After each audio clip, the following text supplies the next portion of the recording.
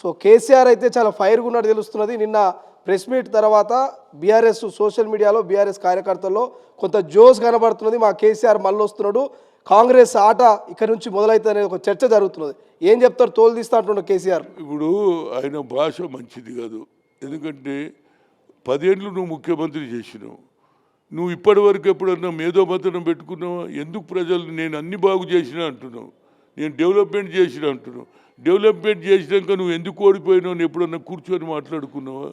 ఎప్పుడు రాలేదు, బయటికి రాలేదు. ఆల్మోస్ట్ 2 years నుంచి నువ్వు ఫామ్ హౌస్లోనే ఉన్నావు. ఇవాళ బయటికి రాగానే తోలు తీస్తా అంటే ప్రజలు కూడా భయపడతారే. ఏమైనా ముఖ్యమంత్రి తోలు తీస్తా అంటుడు, నాయకులకు తోలు తీస్తే మా తోలు కూడా తీస్తాడని వచ్చే 4 ఓట్లు కూడా పోతాయి. అసలు ఎందుకు మాట్లాడుతుండు? డెస్పరేట్. ఇప్పటికన్నా ఇలాంటి భాష నేను చాలా ఏళ్ళ నుంచి రాజకీయంలో యూత్ కాంగ్రెస్లో నా ఎంబడి ఉండే.